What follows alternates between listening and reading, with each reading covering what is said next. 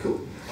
Right, so we'll start by asking you, your grandparents, where did they come from and who were they? Well, Ned and my grandmother lived in the cottage on the corner. That's when my mother's people came from. My father's people came from Doyle Street in Waterford. I didn't know my grandfather or my grandmother on my father's side. But I knew my grandmother on my mother's side. I didn't know Ned. And your grandmother's name, what names would they be? He'd be Ned Sullivan. She was a Clancy from Ballyscannon, where May Sullivan lived, up on the hill. And your own father then? My father was John Pogie Flynn, but I didn't know my grandparents on that side. But they were from Doyle Street. And what did your father work? He was a gardener first, and then he was a postman here for 30 years on a bicycle. 40 miles a day, every day. Oh, no vehicles in those days? No. Just push bike.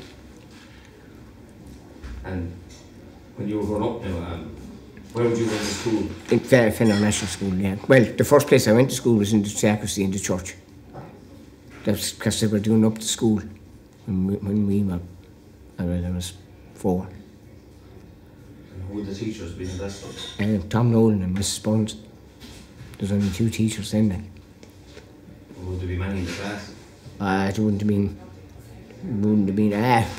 10 maybe in each class, that would be it. And would they all be from? Oh yeah, they were all locals then, like. There were not many outsiders going to school here then. Like. And then when you went to go to secondary school, where did you go to school? Tramore, CBS. You should get a bus in. Bus collectors out in the cross. Who ran the bus? Matty Shanahan. Well, to be the government, we pay him, but Matty Shanahan, I suppose. And would there be many from Fenner now who would have... Getting on that bus here? Oh, geez, there would, yeah. Oh, there would be, could be 10 getting on here, like. Well, there could be collecting people from Butlerstown, Anstown, Dublin, then here, a few in Coon, the Pogue. And would you hung around with the lads in Tramore? Oh, yeah. Probably all Stone Marcher. You know, ourselves.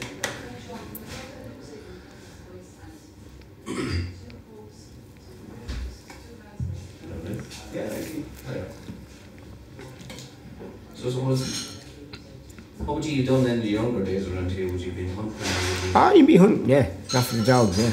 Everyone had dogs then, when we were young. Everyone had some breed of a terrier or something off the field. Well, so then you'd be kicking ball on the cross, which we were always fucking done down over. The teachers used to be getting onto us. So if you didn't be kicking ball out in the cross and finish, you'd learn something. So you have to enjoy yourself too, like a bit of fishing, poaching, whatever you want to call it. Who would have taught you? Huh? Sure, they're like a Mickle and them. Like, would bring you off. Like, sure, I was off the fields when I was this high as past it. And I'm still this high. Yeah, Mickle and them. They would have all been hunting for years. Would you been hunting for sport, or would you? Oh, just hunting for sport, yeah. Well, sure, if you're lucky enough to catch a rabbit and you got it off the dogs, you'd eat it. You know, and skin it. Would people have had a lot then? Would people have had a lot then? No. They wouldn't have had it. They wouldn't have had it. An awful lot, like, but sure, you never starved, like. You know. But then again, you see, your father and them, they all grew their own vegetables and everything, you know. So you didn't have. Now you can come summer season, like you'd have mackerel and you'd be fishing and everything, so you know. You might be eating steak every day, but you wouldn't starve. And you were all about the characters in Mickle and that. Oh, Mickle. What characters would you remember from around here? Oh, Jesus, I remember more. The Mickle, it was Paddy Coco Flynn, and Sonny Flynn. Yeah. Oh, Jesus, there were some characters here. And John Bob, all them fellas, they were all mad, like. but they enjoyed themselves as well, like. A bit like myself. And Michael lived local. Oh, Michael was me mother's brother. Oh, he was a character. He used to cut scallops. He used to go off and cut scallops out in the bog. Like I used to go with him when I was small. My mother used to crank up over this because that young fella gets around in the bog. Like, but Michael knew where he was going. He's cut scallops for thatching. Or was he attached to himself? No. He used to just cut scallops. He used to cut scallops. There was a lot of thatched houses around here then, and he used to just do that. He'd go off, like, you know what I mean. He'd sell the scallops to thatchers. He just, you know, a few bob for the pints, singing a song, then he'd be grand. What's the scallop? It's some sally stick about so long, with a pint on each end, and they bend it over, and it holds the bundles of straw down on the thatched roof. And you was on from Phil then? Oh yeah. Tommy will. I'd know all them. I guess characters. Mick now in particular, what was his kind of traits? Not sure. Just, you know, he was a happy-go-lucky kind of a fella, you know. But, a bit like Tommy. Yeah. A character on his own right. Fond of a sup. The pubs would be a lot busier right here, wouldn't they? It would have been nice. Like Sunday morning used to be busy here. Like Sunday morning was a right crack here. Like you'd have Michael, you'd have me father, you'd have Jack Sullivan, Paddy Flynn. Like in at 9:30 after mass. And, like you'd be going to mass. We used to go to mass in them times.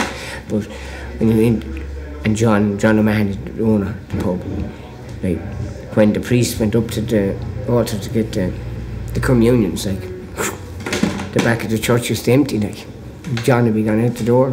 That was it, like everyone followed him. Which, you know what I mean? That's the way it was. And who's running the pub here at that stage? John O'Mahony, Sean's father. But he'd stayed until 11 o'clock, and they were hunted home. Then he'd be going in for his breakfast, and pub would open then at 12:30, proper. Everyone half pissed, but you would have socialised in Tramore then as well? Oh, I would have, yeah. And how close did you remember in Tramore? Well, in Tramore, well, you see, we used to drink an awful lot in O'Shea's. When we were younger, because like Simon used to play in O'Shea's, and every Saturday night, like if you weren't down there at 8 o'clock, you wouldn't get in the door. Like. But then, you see, I spent an awful lot of me younger drinking days in Waterford. Like, we used to drink in the Mansion House. Now, that was a great pub. Serious pub. But then on Sunday we used to do the stations at the Cross. And the Mansion House, Philly Grimes, the Wander Inn, Jeff's, the Pulpit, the old Rogue, the old Stand, and then down for a burger and back then. Same tour. You know what I mean? Do you remember the likes of Buddies? Oh, Buddies, yeah. Buddies was a good pub. Yeah. But the Cook was a mad pub. You know what I mean? That was just, you know, one of them pubs that... Well, the owner was mad anyhow. So, or Sam. But, you know what I mean? They were good pubs. Like. The Old Vic was a great pub. The Old Vic was probably the best pub in Toronto. You know. You remember Pauline? Oh, I do remember Pauline, yeah. I remember when she moved into Catty Barry's. Oh, she used to be a great pub. Cigarette ash hanging over it. Yeah, that's it. What's another great character here was Eddie Nash. Tommy Nash. They were characters. You know what I mean? You never see anyone like them ever again. You know a story about Eileen the Gold? Oh, I do, yeah. You? Tom Connors, eh? Oh, Jesus. Can you tell us that one? I'm just the boys over. If the goes into the house, like, you know what I mean? And she knew, like, who done it. And so like, the other one was Stunner, freaking, she was after making a bowl of jelly. So she had visitors coming, but Stunner went in and he the thing wasn't set, so he drank the whole lot of it. That scuttling bastard was done. He got her another day then. He's done another funny cat. He got her another day, knocked on the door, and she said, "That fucking Stunner," she said, "you fucking banging on the door again." And but sure, Stunner was gone. Who was standing at the door? He's a priest. What the fuck do you want? Poor woman, like, and then, "Sorry about that fella." He was some tough yo. Who's the priest at the time? I think it was Father Keaton. I'm not sure now. I think it was Father Keaton. Sorry about that fella. I can see him like. Oh, when you finished school then, what did you do after school? School,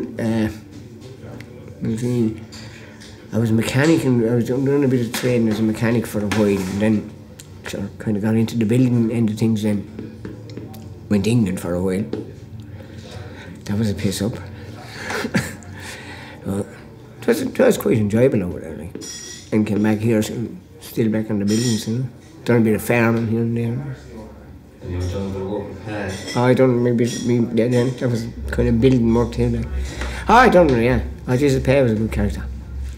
You were involved with the building the pub here. Oh, we were, yeah. We had a crack here. We quite used to it with crack here. I was even a barman at one stage, yeah. Dick and Edward used to come up, you know Dick and Edward? Dick Mason and Edward Ferguson used to be salmon fishing at the boat strand. Managed the day they never made it past here. Come in. I'd have to serve them then for the day. What kind of work would you have done now when you were here? Oh, just all this, like concreting out the back and all the imprinted stuff. And sure, Pat done a bit of the building as well, so. Was sure a character in his own right. She said, telling the story about the two people from New Zealand. Oh, jeez, yeah, he said, these few people came in. They were happy-go-lucky people. But said, he said, "I have a leprechaun," he said, "from Nietzsche." Called me down from upstairs, and it was covered in hardwood, and jumping around, all covered in hardwood and everything. Said, "Here he is," he said, "we only caught him this morning," he said, "he's also the chef," he said, "look at all the flour on him." Jesus, like they didn't know what to make him. Yeah. That was fucking full of his fun, and that was it. And doing another job, was it a woman in Tramore? Was it a bit of landscaping you were doing? I didn't know what I was in town. Giles' key. She said, my God, she came out, she was half pissed in it. But she came out and she said, "Do you not have Minnie Deal?" She said, "For doing this." "Yeah, he's just around the corner." Can you take a pause on that for 1 second? Just seeing something that's escaping here. What's up? I just need to do a quick switcheroo. And you actually pop up after the Sorry to stop you. No, man. Read a pub or something. Chicken notes. Be more of a rivalry between Between Fenner and Dunhill, yeah? Yeah. And there would be more of it, yeah. Well, but that's not in it now. Like, I don't think that's in it now. It's bad. Like 30 years ago, they were probably bitter on us there, you know what I mean? But a lot of people are dead and gone now, like so. But you've had around with a lot of people from Tramore. Oh, jeez, I would have, yeah. Yeah. Some, you know what I mean? You spend most of your time like down in Tramore now, you know what I mean? If you go over here on a Saturday evening, so you're going down to Murph's or you're going to Joe's or the High B or whatever, and you're having a crack. You know what I mean? Sure, you're with all them people. And as a family, would you gone to the beach in Tramore? More so Kilfarracy. More so Kilfarracy, yeah. Yeah, or Ranchtown. What would that entail then? Sure, just an day out picnicking. You know, our kids do splash in the water and swim, whatever you want to do. Back to the pub then, maybe having coke in your younger days, but that didn't last very long. And your grandfather was a songwriter? Ned, yeah, Ned wrote Battle of Fenner. And what was that song? Oh, about the farmers and the labourers. The burning of fields and machines. Your Uncle Massey then, he also... Yeah, he wrote something, yeah. He wrote the Ballyshannon Hills. That's the hills over yonder. And he also wrote the Fenner Bog, which was a bog until he made it into a hurling pitch. You would have done a good bit of work in Tramore. Oh, I would have, yeah. And do you remember the businesses that would have been in the town? Oh, in Tramore? Ah, yeah. You remember some of the ones now that are gone, like Lodges, Hugo Doherty's, Jim Hogan's, a chemist, like all them, Paddy, what's his name?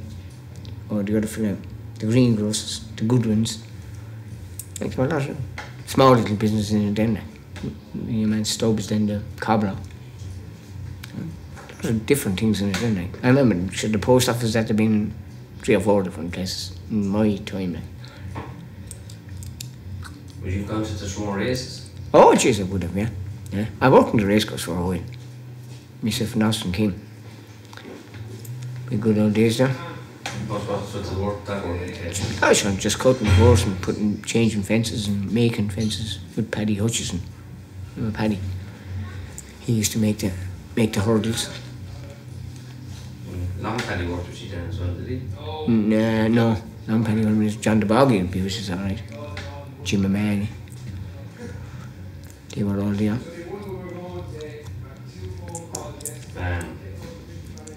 So when you went over to England for a while, what was done over there? I remember tying steel on bridges and that and working on the motorway. It was more steel we were doing than anything else. There were a lot of people from the class you went to. Oh yes, and there was 14 of us staying in one house, like. And they were all from Fenner, Tramore, Butterstone. Would most people have gone to work then after school? Would anyone kind of go? Well, sure about there was no work really here. Like in the late 80s, there was no work here as such. You know what I mean? Most people around it, they would scratch, like. Well, you get a day here and there with no farmer, maybe that would be it, like. But there was no permanent jobs, like. You know what I mean? There was no building going on, there was no nothing. But, so, we got by. You were telling us about some of the characters around Fenner. Do you remember any of the characters around Tramore? Ah, yeah, like Teddy Shanahan, Richie Cooney. Fucking, they were characters, like. You know what I mean? Long Paddy is still a character, he's still going around. What do you remember about Cooney? Asher Cooney, yeah, he used to call me Young Sullivan. That's what he was. Yeah, and I was never known as, he never called me by my first name. He used to say, Young Sullivan. But he was a nice chap, you know what I mean? He done his bit, he used to be in the Vic. That's how I got to know him. Like to sup a whole drink as well, like. And would you ever done any kind of hunting and that down by the rabbit burrows? No. I went down there picking cockles all right. Used to pick the old cockles, it's lovely. Was it like a group you would do that? Or just Yeah, it was just, yeah. Oh, well, I often went down there with my father years and years ago, like, when I was only a nipper, picking cockles. But we used to go down, myself, Sean Lenihan and his uncle, John. We used to go down there picking them. Just for ourselves, like, not for... And what does it entail if you want picking cockles? Huh? Oh, just a rake and where you go. Big bag. Well, did you see the boys from town, they used to pick cockles down there, but they used to boil them down there. They had a shed down there and they used to boil the cockles down there so you wouldn't be carrying home a big sack load of shells, like. They boil them down there and so it only takes 5 minutes when they come out of the shell, like. So you're carrying home a little bag that size. A couple of pounds of cockles in a grand job. And have you done a bit of fishing as well? Oh, jeez, yeah, fishing off the rocks, like. Used to always fish off the rocks. I done a bit of competition fishing then as well, like. Which is interesting, you know what I mean? Yeah. What would you be fishing for? Competition fishing, dogfish mainly, congers, wrasse. If you're fishing Wexford, you'll be fishing wrasse. When the gold coloured fish will be about so big. And yeah. Oh, you remember the angling club then in Tramore? Yeah, I was remember, Waterford, Tramore and angling club, yeah. And who would you be involved with that at the time? Oh Jesus, actually, Jesus, that's a while ago now. I know the very first competition I fished was in Waterford, and I won it. I got a fishing bag and a €15 voucher for a fishing shop in town. Oh, you know what I mean? So it kind of kept you interested in it, you know. So we used to just fish, like. But there was offers in Tramore, like, there were offers in Waterford in it as well, like. You know, you have the wheels, they were all into fishing. The man, the plumber, he's a plumber in Tramore, his brothers, they were all into, I can't think of his name, but they were all into the fishing. Scully Burns. Oh, well, Scully was always a fisherman, like, but I never fished a competition with him, but I often fished with the man, you know. Would you hunted with Scully then as well? I would have been off with him when they'd be off with the hounds, when they'd be hunting, when the foxhounds would be hunting, like, I'd be often in his company then, like, but I wouldn't be, you know, and then you'd be end up back in the old pub again as usual, be it, God be with the days when there was pubs everywhere, you know what I mean, when Ballylaneen and all them, but man, they're all gone now, like. And when did you get involved with the road bowling here then? Oh, when I was about 12, when Jerry Crimmon came here first, he was the first man down here, like. Well, seemingly there was road bowling here in, it would have been at the start of the 1900s, like, there was road bowling here, and there was road bowling in Portlaw, because Liam it's in the book that we had when we had the big competition out here. There's a thing in that where the boys they were sent to jail for 3 days or something for road bowling on the road in Portlaw, 2 fellas. You know what I mean? So it was kind of illegal for some reason. I don't know why. Maybe it's the gambling end of it or whatever. Like. But sure, we're playing it here ever since. Like. But the club itself is only formed with 10 years maybe. But sure, we'd have to have some famous bowlers down here too. Like we had Coppinger, we had Mackin, we had Donovan. You know, they were all kings of the roads and that, like. They're serious men, like. But playing for, like, the day they came here, the day Mac and Coppinger came here, they were playing for 15 grand, like. So the 7,500 aside, like, so. Yeah. And when did Jerry establish it, or rekindle it, I suppose? Well, sure, when Jerry came here, like, there was only me and Jerry, a few of the boys used to play it.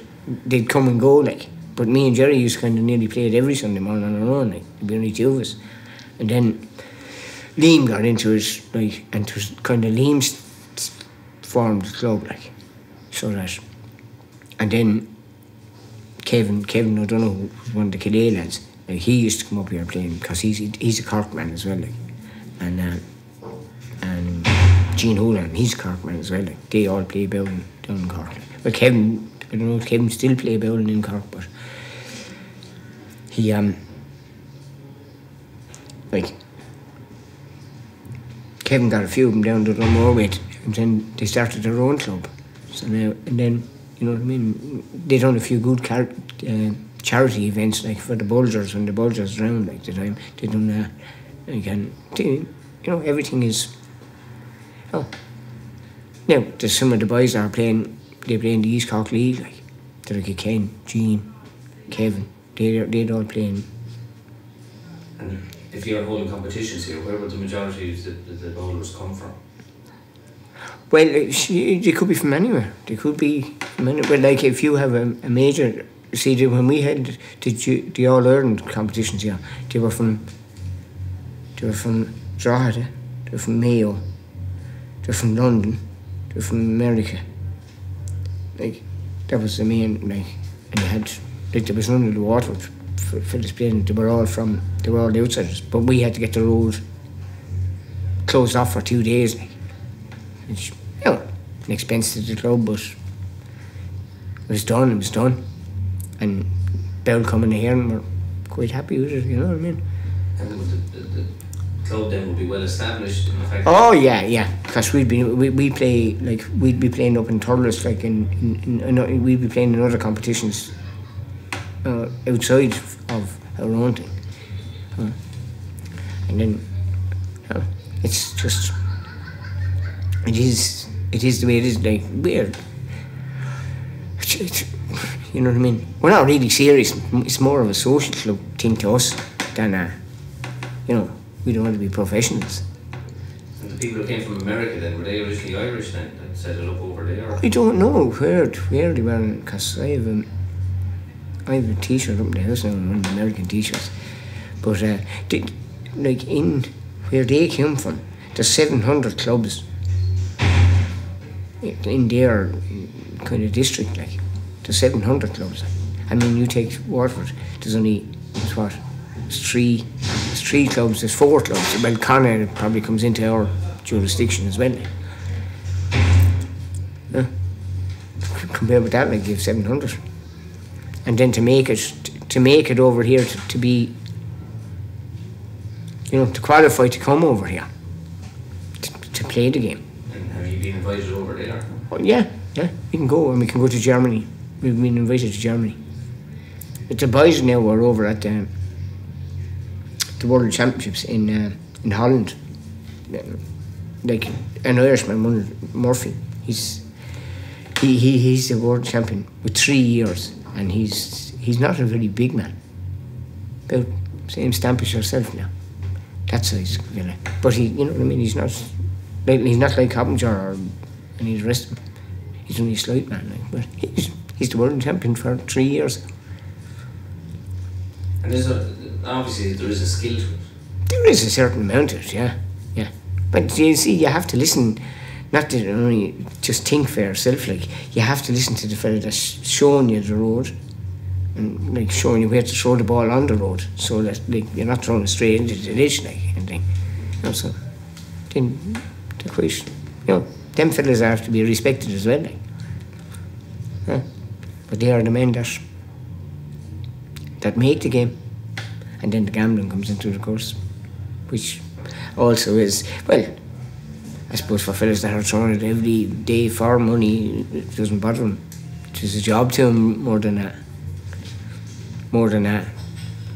An old Sunday out, like. You were involved in this since the start, anyway. Oh yeah, here, yeah. Explain the rules. Well, yeah. How does the game work? The rules of the game, how does it Basically, it's the same as golf, like. It's for me to be in the least amount of shots. And like, when you put that mark down on the road, like, you're supposed to throw the ball from that mark, not from over there.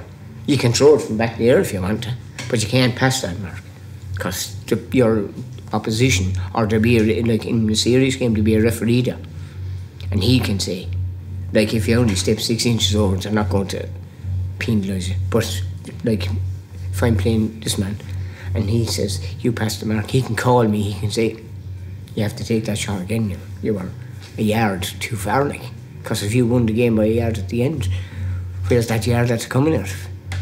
So that's basically, there's no real more rules. The score then is based on yeah. Well, it's called the score of the bowls, which is meant to be 20 shots. That's why it's called the score. Like, there's 20 shots, but it's not. It doesn't never. It'll always end up more than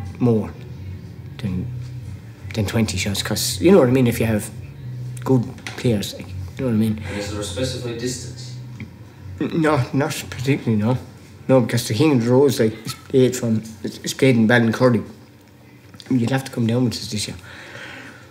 Piss up there. But it starts at Smart's Pub, and it goes, it goes a good distance, but they're in between. There's a no throw zone in between, because there's a house. The house is, say, the windows, the road comes up here, like, and the windows only there, like, so they don't only allow you to throw, like. Like, you wouldn't like to be eating your Sunday lunch now and a bowling ball come crumbling across the table at you, That's why you have That's why they have in those roads. But that is the king of the roads now. Like, they have a king and a queen of the roads. Like, women, a lot of women play it. Like, but when we be down in Cork at this thing, and the Dutch and the Germans, they come over, like, they're all, you know, they have all their, like, they have this gear, like, you know what I mean, they have all this, and they have the tracksuits, everything, like they're like a carpenter peers down, now tracksuit and pair of runners, sleeveless fucking t-shirt on. That's him, like, you know, but, like, a foreigner has never won the King of the Roads. Well, a foreign man has never won. The Queen of the Roads has been won loads of times by a Dutch girl, and she's about 6'7" or something like that. But that's a good day out. And we get a minibus down for that, like. It's a right crack. Explain this, Gary. I don't answer you. Answer back, Gary. Tell us about the road that you were playing down there below. Like, how did you choose the road, or what the terrain is like? Down where we were playing down there. Well, you see, we used to always play on this road, but in summertime this road it's just too busy, like. And now, like, once the sun comes out, everyone's out. Cyclists are a bit of a nuisance. Well, you can do away with them. But no, we choose Ballyscannon Road because there's no houses. No houses, you know what I mean? There's nothing there to... And they have the alternative of going up. If we wanted it, when we shouldn't do it, you could put a diversion sign at each end of it, and they can go up over the hill and come back down there. So there's no real reason for them to. And the ratio of members in the club, as regards men and women, would it be fairly equal? No, not up here, no. Which is, you see, they will play when competitions and things come along, like. But most Sunday mornings, you know what I mean, they're minding kids or they're doing something, like women are. And you know, Wendy was a good player, like, but she's gone to done more. She's in love, like, with the fisherman, so.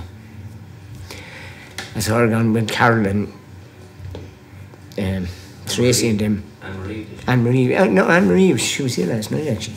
She didn't, she says she's going to come back building, so I hope she does. Like, you know, you wouldn't have that many women playing out here. You have more women playing in Kildare now than you would have up here. How about the road surface? Oh yeah, the surface of the road. Oh yeah, the boys fringe about this road. Yeah. Because, you see, that road is too smooth, like, you know what I mean? It's too easy playing on that road. There's no, you know what I mean, there's no challenge to it. And would you play on kind of rustic roads then in other places? Oh yeah, the boys road now down Tramore is rough enough at the start, like, there's parts of it. And I guess it's all bends and twists as well, like, so, which makes it interesting. And same way up in Clashmore, like, when you go up to play competition games up there, their road's up on top of a mountain, like, and it's good. You know what I mean? It's challenging. You know, that's the main thing about it, like. Look, there's no point in, like, when you bring a carpenter down here, like, now with the new footpath down the road there, he throw the ball from the cross, like, down past the school. You know, Ken can do that, like, you know, so. That's some distance. Yeah, it's a fair distance, yeah.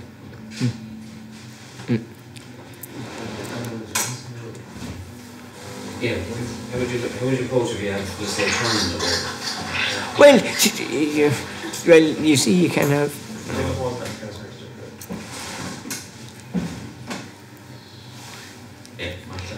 Yeah, like, it depends.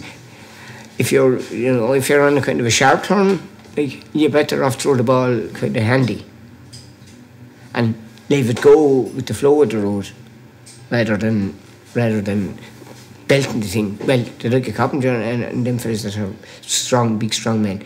They will throw the ball, and all they want to do is get to the corner. They don't care whether the ball is buried in the ditch or not. Once their next shot is what they be looking at. Whereas we could throw a ball handy now and go, say, 50 yards up or down the corner, you know. You know, that kind of way. Yeah, you can put the spin on it as well, like. And if you're throwing on a hill, Yeah. what way would you approach that? Oh, you just full strength, as hard as you can, like, and once it goes up there, like, whoever is with you, it's their job to stop the ball from rolling back, like. So like that, is it marked from where the ball stops, not from how far it got? No, yeah, well, you see, you should have a person there to stop the ball when the ball reaches a certain place, like, there should be, whoever is in your company should stop the ball from rolling back, so that your shot will be from there, not from after rolling back down to here. There's a certain, and there's a, there's certainly honesty in it too, like, a little kick on as well, like. Well, that wouldn't happen in big gambling game, it wouldn't happen. But the boys from the other place were telling me the biggest game they ever saw was down in Cove. The biggest money game they ever saw. They were playing for 96,000, which was, as they say, it was gun money from the north and drug money from Cork. So where do you go from there, like? Lovely, John. Yeah. I'm happy anyway. That was wonderful. That was good. Thank you. Well, you having a pint? I guess you want anyway. Oh, you want? You're going back.